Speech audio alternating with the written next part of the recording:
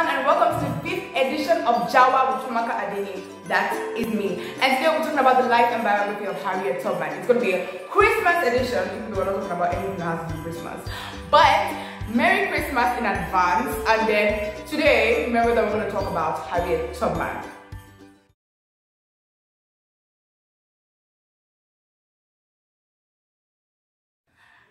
Okay, so who is Harriet Tubman? Harriet Tubman is an African-American woman who escaped slavery to become a leading abolitionist using the Underground Railroad. She was born in the 1920s, in the time where slave trade was the order of the day in the Americas. Her name was actually Araminta Ross, but that was what her parents, Harriet Green and Benjamin Ross, named her. But then she adopted Harriet to honor her mother on the day of her death. She was also nicknamed Minty. Okay, slave life for Harriet. How was it?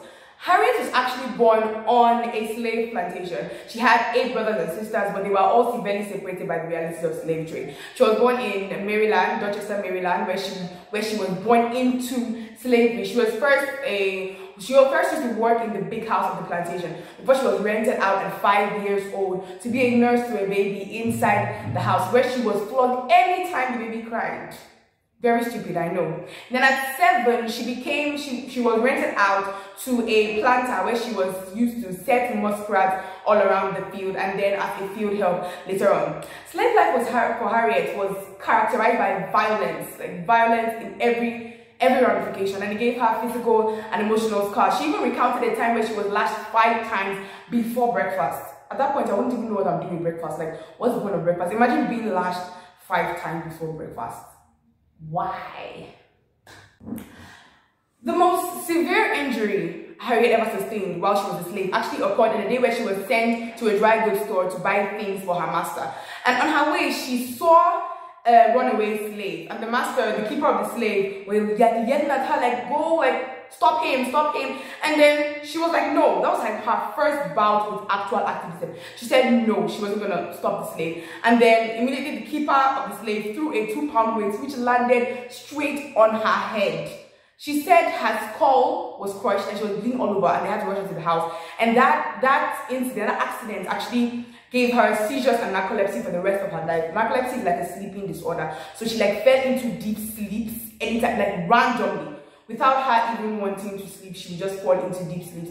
And she had started having hallucinations and visions, which she classified as religious visions, but she was a staunch Christian, so she classified those visions as religious visions. She had a really deep relationship with God, and that's what this narcolepsy really exposed her to.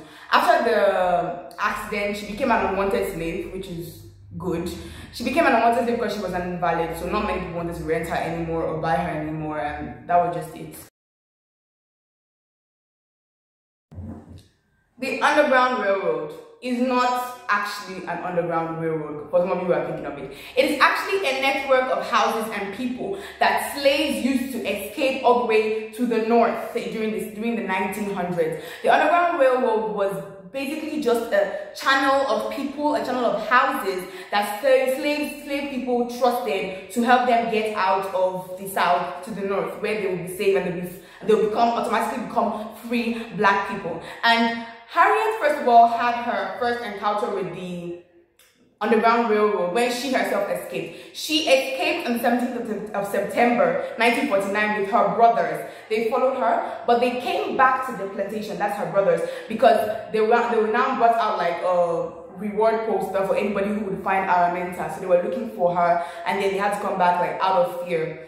But when Harriet stepped into the north, when she got to Philadelphia, she was like, her exact words were that the sun was gleaming between the trees, and she felt like she was in heaven. She said the taste of freedom that she had was so exceptional that she couldn't even imagine being back in that slave life. And then she dedicated herself from that day on to bringing people out of slavery into this freedom that she knew. It just shows you like how much we should cherish freedom in these days, because imagine being caged and having to do what someone else tells you to do and then getting severe punishment after that. No, African children, forget this beating your mom and dad are beating you. I mean, imagine abuse. This is literal abuse. I mean, of course, abuse way underrated for slavery. But you get what I mean? Like, having this kind of freedom, she felt so free. The son was like, wow, and then she felt like she was in heaven, because that was the first time she could actually decide what she does for herself. So she immediately dedicated her life to getting people, slaves just like her, to getting to that exact point. She started with her family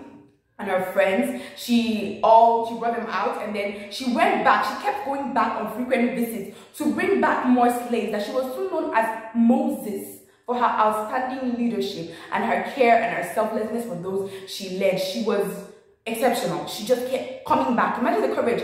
Kept coming back. I mean, that was something else entirely. She worked with other abolitionists such as Frederick Douglass, which with the second S, and such as John Brown, who believed in using violence to destroy the slave institution. He believed in that. So the day he was executed, Harriet celebrated him as a martyr, and he used to call her General Tubman.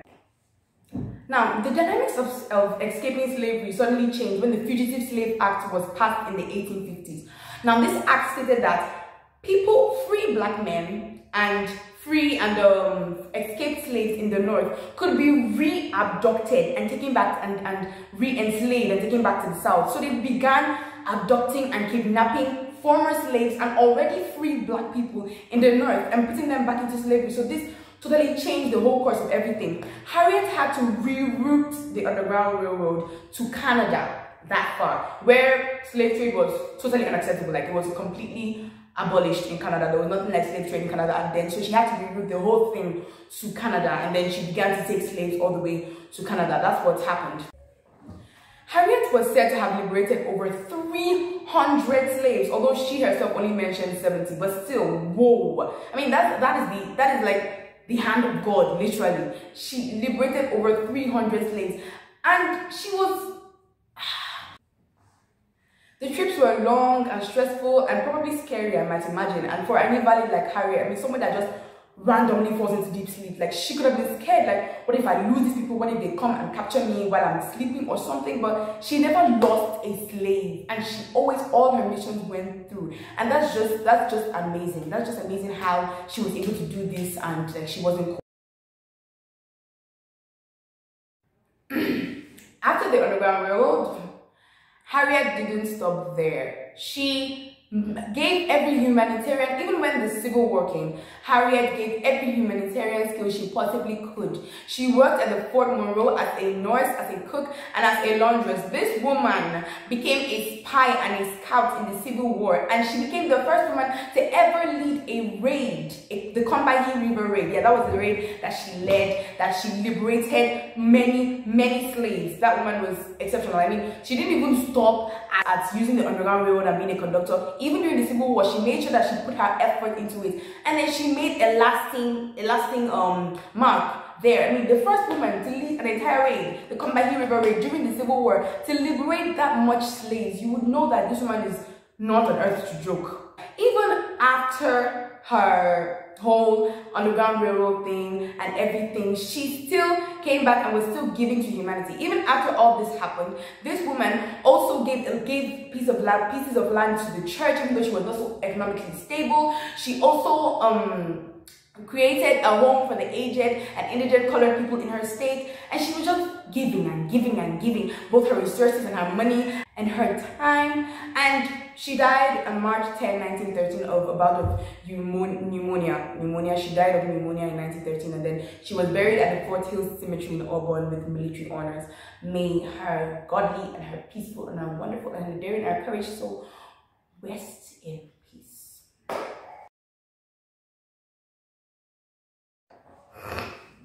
Her legacy.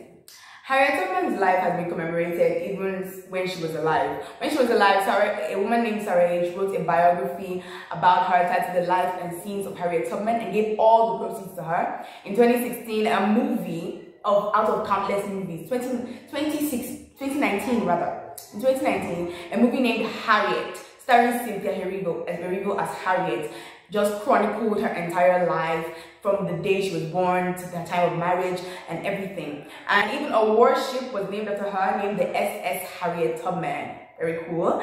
And so many ways. A marker was put in the place that she was thought to have been born in Maryland, and so many other ways that we have used to commemorate Tubman even these days. I mean, obviously we will not see it like in other places, but if you go like America, you would see plenty of these things in specific places, museums, societies named after Harriet, in memory of Harriet. There have been so many ways they've used to commemorate her life, and I think she really deserves even more.